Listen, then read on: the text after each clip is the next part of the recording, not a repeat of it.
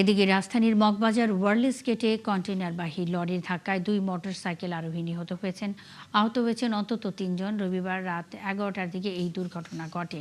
প্রত্যক্ষদর্শীরা জানান, ফ্লাইওভার থেকে দ্রুতগতিতে আসা লরিটি একই সাথে একটি প্রাইভেট কার, অটোরিকশা এবং ২টি মোটরসাইকেলকে ধাক্কা দিলে এই দুর্ঘটনা ঘটে। গুরুতর আহতদের ঢাকা মেডিকেলে ভর্তি করা হয়েছে। ঘটনা তদন্ত শুরু করলেও হতাহতের ব্যাপারে পুলিশ কিছু জানাতে পারেনি। তবে ঢাকা মেডিকেল থেকে জানা যায়, এই ঘটনায় ২ জন মারা গেছেন। নিহতদের নাম জামান ও রিয়াদ।